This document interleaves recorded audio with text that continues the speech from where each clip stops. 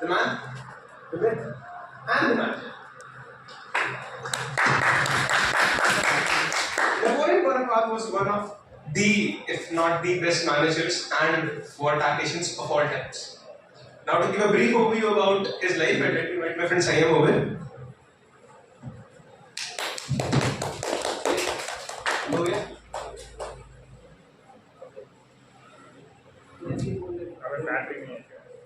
So, good morning, all of you. First of all, necessary information is Napoleon was short-heighted, short-tempered, and ugly. Continuing with the Napoleon, he was born in Corsica, and France occupied the Corsica. Actually, they didn't occupy. After a war, they just get it as a reward. So his family was from a minor nobility, and because of it, they were able to send him to Paris to get some education. He was extremely interested in geography and mathematics, and he was really good at it, and it really helped him in the future. He did a lot of bullying, operation, and also when he applied for jobs, as he was from minor nobility, and he was in a very good school, people from higher nobility used to really bully him. And because of he was not such a good person, he was not able to secure jobs. He was very skilled, but still, people didn't give him jobs because of minor nobility. They preferred higher nobility.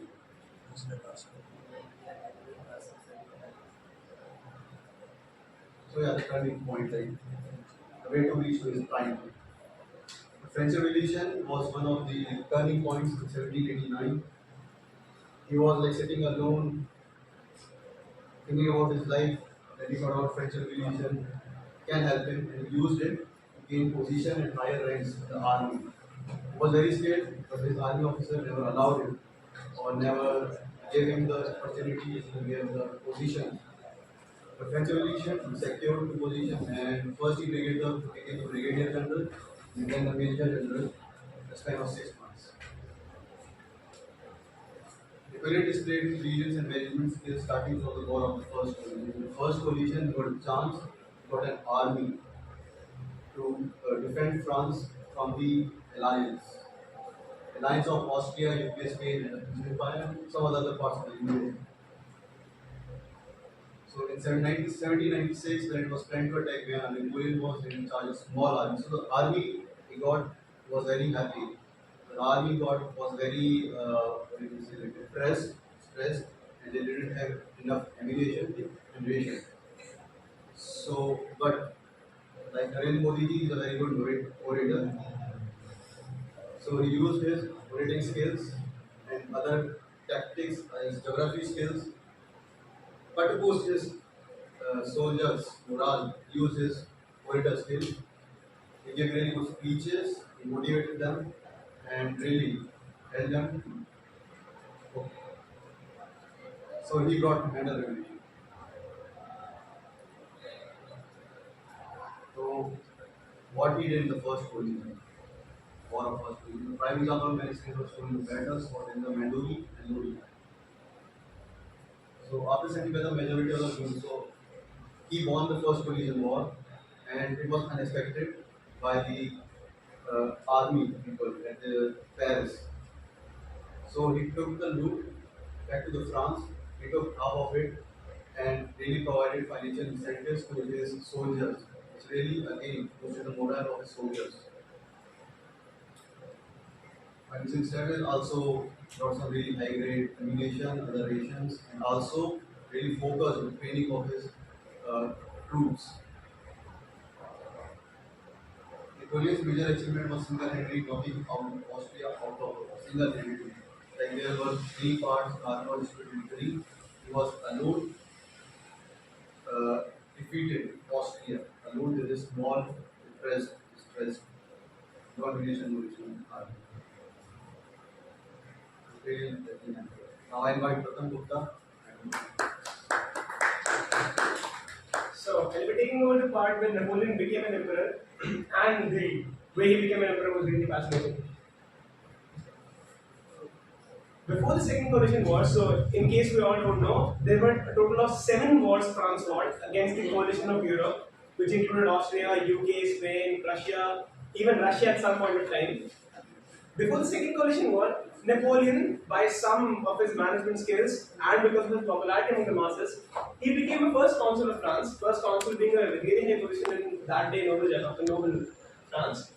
And he got much more military and administrative power than what he was as a major general in the army. Now, after leading to France to between Second Coalition Wars, again by his skills, Napoleon himself saw the peace treaties signed. Now, being at the place when the peace treaties are signed is a really important task, and it is undertaken by either the emperor or a couple of his generals. So, Napoleon being there, and he was there when Austrian Emperor Francis II signed the peace treaties, and he himself asked for reparations of the war. It was a really big time for him. And then Napoleon crowned himself the emperor at the age of 28. Without anybody else's opinion, Napoleon crowned himself the emperor at the age of 28. In order to effectively run his country, the problems that Napoleon faced was the selection for jobs was noble based, and Napoleon thought that it was really a bad plan to go about. He implemented the principles of scientific selection of workers. He implemented a lot of examination schemes and a lot of tutoring basically at the very young age in schools, so that the education reforms came by, and the people he got from education reforms, the people that came in from the scientific selection, were a lot more skilled and trained than when he got earlier. And the laws he came in, the laws he made, new laws, were called the Napoleonic Code, which I think all of you would have known. That is the basis for a lot of laws, a lot of constitutions of the countries India is in. War the Third Coalition. Now, War the Third Coalition is regarded as one of the finest wars fought by the entire army of France in the years 1803 to 1806, and it was fought under the emperor of Napoleon himself. This was the war that made him the greatest military genius, the greatest military strategist of all times. Napoleon did this important thing. Earlier, the armies were a large number and were a large size, and then they had to move very slowly to keep track of every army who was moving along. And they had to pull in all the rations with them so that if the war drags for long on, they could feed the army. Napoleon organized his army into smaller groups called corps, and each of them were much more compact and mobile, and thus they could travel longer distances over a very short amount of time. This indicates that he was well versed with the concept of time and motion study. He performed a really good time and motion study in here, divided the army into small parts so they could travel longer distances quicker and without wasting a lot of time involved. And thus he was a proficient job analyst. In case you didn't notice, we will be putting in hints of all the management policies given by Fayol or Frederick in there.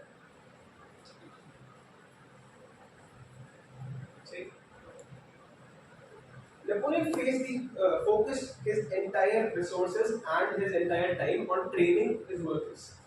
He wanted his workers to be skilled in one certain specific, be it artillery, be it ammunition grade, be it cavalry, be it infantry.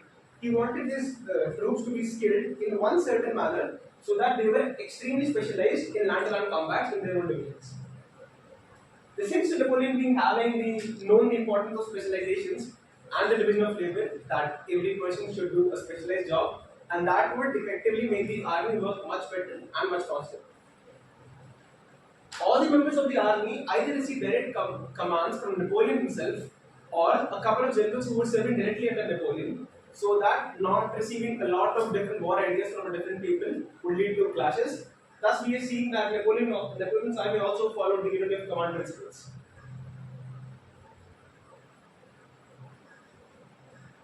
War of the Fourth Coalition. Now, this is around the time when Napoleon was at his peak, but he was slightly on the decline. Because if you saw UK, because UK was looting all the countries at that time, UK had a lot of war money to throw around, and it invited all of the European nations to fight against France as a coalition once again. This time they were joined by King Frederick of Russia as well as Tsar Alexander of Russia. So Russia being a really large state at that time even, and Prussia was also a really strong empire, Napoleon was the one who faced the harshest resistance compared to all the previous wars. At one point of time, Napoleon was stranded in the fort and he was on the verge of being captured by enemy leaders. had it not been for a brilliant cavalry charge by his cavalry commander Murat. Napoleon was also well known for giving power to his commanders, not only to himself, but giving power to his war commanders, so that they knew that they could take initiative if the time was for it. And as you can see here, the initiative taken by Murat saved Napoleon's life for a couple of years to come back. I'd like to invite Ganesh over to discuss the second aspect of this presentation, the peace, which is Japan's economic miracle.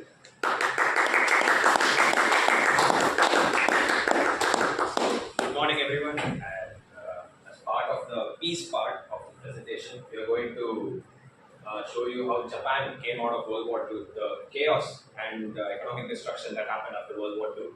And given the resilience of Japanese people, I think such a turnout was inevitable.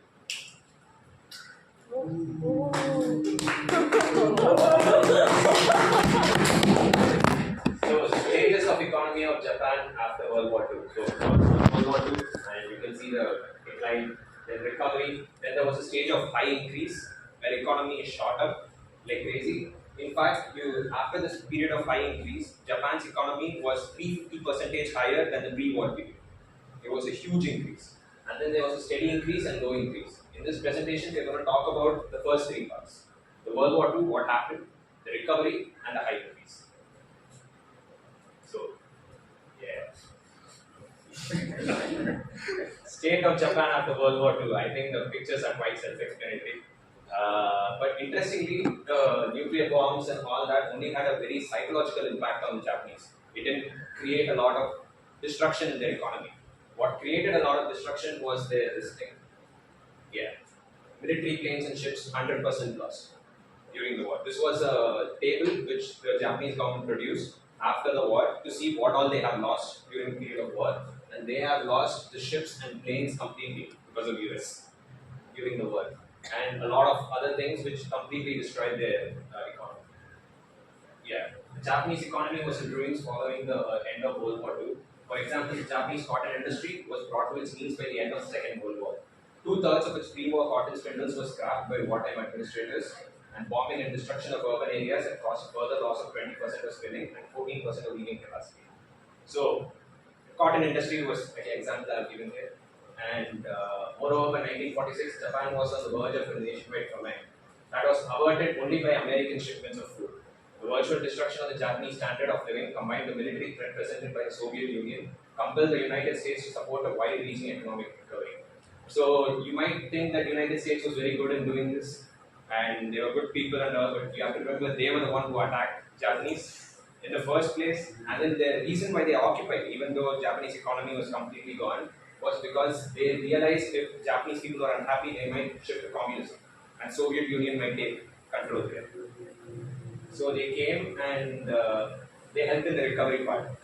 I think they created the constitution for Japan and a lot of other things to help them recover from the war. And for the recovery part, the first thing they did were a few economic reforms. For example, the government in Japan shifted to an inclined production mode. So inclined production mode means that they're inclined to produce raw materials for final production, including steel, cotton, and silks. So things that could be used for further production. For example, the government of Japan struck a deal with the USA. According to this deal, the Japanese would have to produce 30 million tons of coal, and in return, they would get oil from America. That was the deal they had struck. Yes. And 30 million tons of coal became a sort of national campaign. The Ministry of Commerce and Industry visited the Joban mine to encourage workers. In the streets of large cities, the daily output of coal was posted.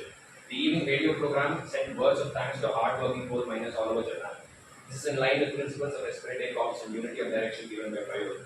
They motivated their workers, they kept them happy, and the result was they got their 30 million tons of coal.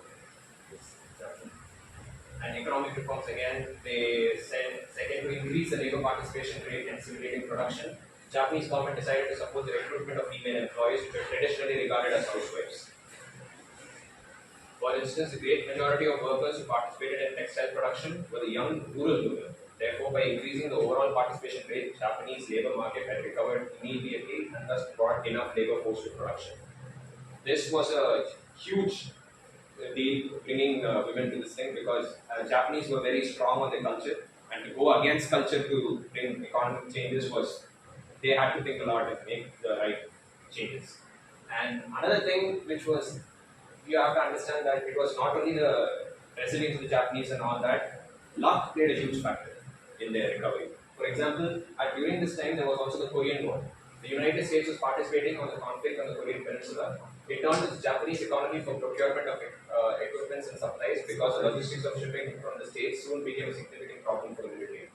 They couldn't ship weapons and ammunition all the way from US and then fight in Korea.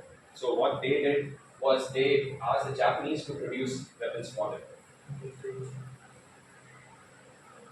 And Japan's industry was soon providing the required munitions and logistics to American forces fighting in Korea. The demand stimulated the Japanese economy, enabling it to recover quickly from the destruction of the Pacific War. So there was, as you can see, for the recovery period, there was the brilliant tactics used by the Japanese people as well as luck. These two played a very huge factor in their recovery. And now I'd like to invite Ashwin for the next part.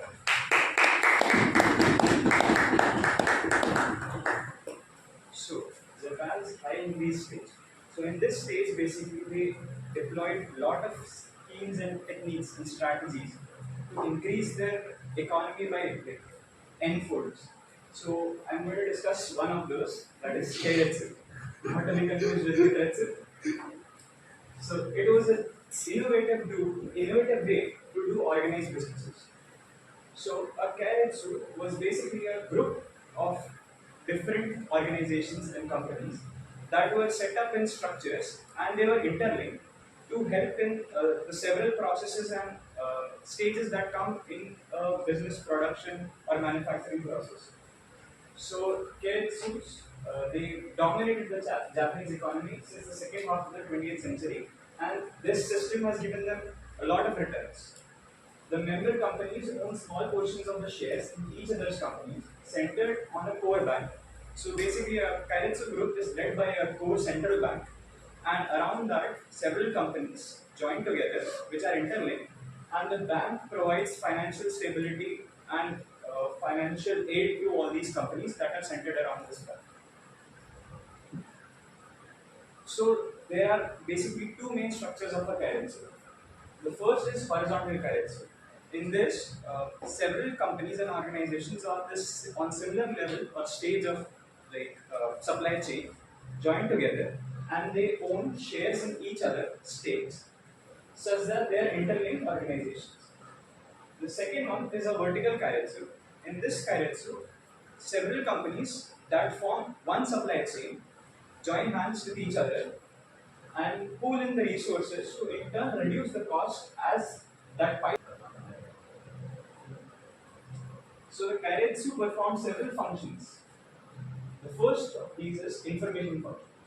Now, it would seem that having different companies helps in information pooling because each organization in a Keiretsu specializes in different things, such as if there is a sales-oriented firm that deals with foreign clients regularly, will have plenty of market data and foreign data.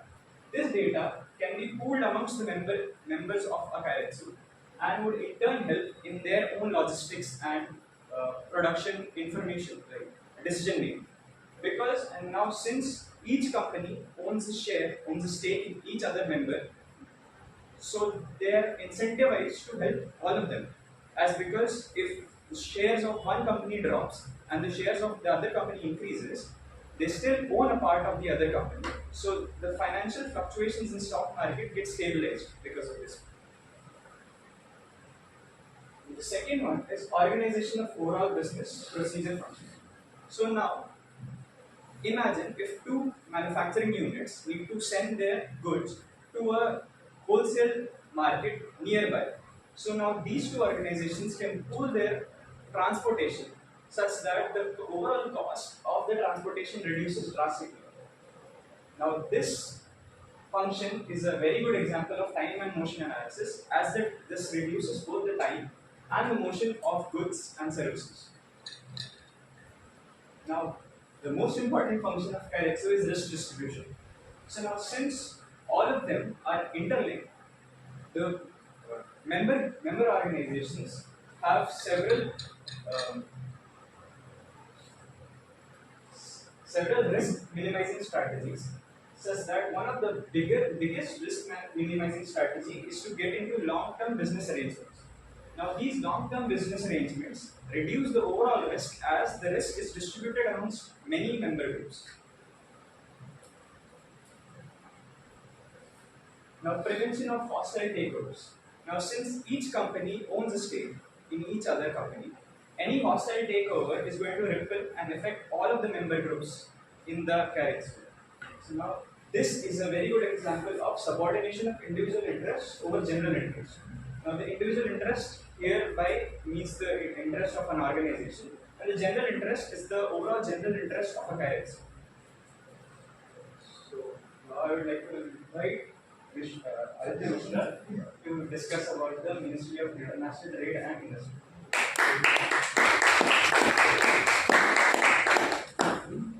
Good morning, everyone. Now I would like to talk about the Ministry of International Trade and Industry, which was one of the most important things that was set up by the Japanese government to kickstart the Japanese economy after the World War II destruction that was happening in Japan. So earlier there was a ministry MCI, which was the Ministry of Commerce and Industry, which was renamed and rebranded as the Ministry of International Trade and Industry, while also fundamentally changing the task it has to perform, which will ultimately play a key role in the revival of Japan's economy post World War II. So, MITI, which is Ministry of International Trade and Industry, MITI in short, basically it implemented a series of strategic steps and policies that helped transform Japan into an economic powerhouse. At the time it was created, Japan was still recovering from the economic disasters of World War II. With inflation rising and productivity failing to keep up, the government sought a better mechanism for reviving the Japanese economy. So, these are the list. Now I am going to tell a bunch of things that the MITI implemented. One of the most important among them is the Foreign Exchange and Foreign Trade Control Act of Japan 1949. This act is also known as the Foreign Exchange Control Law, was one of the most important laws that were enacted post-war that helped the country post the World War II. So some of the key features of this act are as the foreign exchange control. So basically this law on a broader sense encompasses the strict controls on the buying and selling of foreign currencies and fixing exchange of yen versus the foreign currencies to maintain exchange rate stability, which basically stabilize the Japanese currency, which is the yen. It also promoted the indigenous manufacturers, promoted exports. So basically, Japan promoted exports by providing favorable terms of export-related transactions. It encouraged businesses to engage in international trade activities. It also actively promoted exports by providing incentives and support to the export-oriented industries. Next, it also helped the foreign reserves of country to remain conserved. So it also not allowed that much of import. It promoted so much export, but it did not allow that much import to protect the foreign reserves. So it did this by monitoring and regulating the use of foreign currency, and this was important for rebuilding Japan's financial infrastructure and establishing trust with international partners. Also, though this act was there for the time and it was also very helpful for the Japan, but this was also constantly received. This law also constantly received amendments over time to adapt to changing economic conditions and international trade practices. The second most important thing that the MIPI implemented was the controlled import. So imports were very much controlled. Basically, this was done to protect the domestic industries and conserve foreign exchange reserves. So basically, they imposed strict controls on imports, and this helped protect domestic industries and promote self-sufficiency. Some of the other few things that the MITI implemented was they established the Japan Export-Import Bank, now known as the Japan Bank of International Cooperation in 1950, to provide financing and insurance to facilitate international trade and investment. They also provided funding and support for research and development activities in key industries to innovate high quality products, the thing which is Japan's now mostly known for.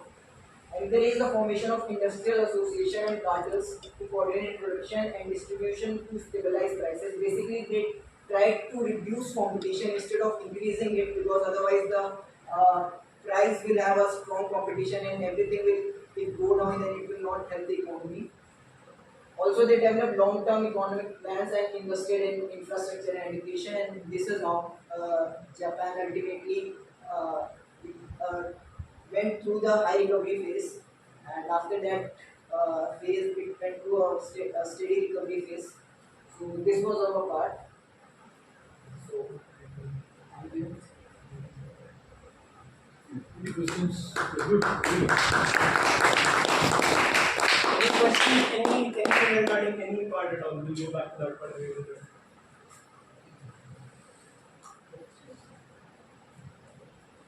Anything you would like to add in the presentation? Anything you would like to tell us about the presentation? So, any comment on the presentation? Yeah, first, let me get those questions and then I will come back. Yeah. That both Japan and India implemented kind of similar policies from 1950, like controlling imports and promoting domestic industries. Whereas Japan flourished, you know what happened in India, we almost crashed our economy in 1990. So, what do you say was the difference? The differences I would. I don't know. There's a lot. I don't know a lot about it. Which you were asking after 1950, saying both Japan and India same time, They implemented same policies. Policies. Like, More like- limiting imports, promoting domestic industries, but whereas Japan flourished, you know, Japanese companies are yeah, all over. yeah, please can you take this? India post-independence was like in a few years only it had a war with Pakistan, and in subsequent years it also had several other wars with Pakistan and China, which ultimately had a bad impact on the Indian economy. But Japan in turn, when the Korean War happened, it in turn helped it because USA used Japan as its base and used its base to get supplies and ammunition from US, not US, like basically it helped the Japan's industries to create arms and ammunition, which it was not earlier doing because it was not involved in any military. But now they were manufacturing all of this and selling to the US government, US military, which was in turn helping the economy. Other than that, there was no major military thing that was war thing that was going on after this particular time. Like yeah, both India and Japan both were like after this. Like Japan was also got distracted by the war post 1945. India was also independent post 1947. But war played a different role in both of the countries. So this can be done. See, if you try to analyze this one, we know that Second World War, during the time of the Second World War, Japan was actually basically a war. They had the best ammunition in the world, they had the best people, very motivated people. But once after the Second World War actually ended, they thought, no, this is not the way in which we will actually go on. Fundamental change in the mindset. Ultimately, war is not the way by which we can go along in the long run. And what they thought will take a new route this time. So it is around the same time it happened. Now let us look at what happened to the Japan. In the countries like the US after the Second World War, there were actually scientific inventions that actually happened. Now after the Second World War, we know that what they did, the quality was not given much more importance. Those qualities which was requirement for the any industry, they were primarily in US, we all know that.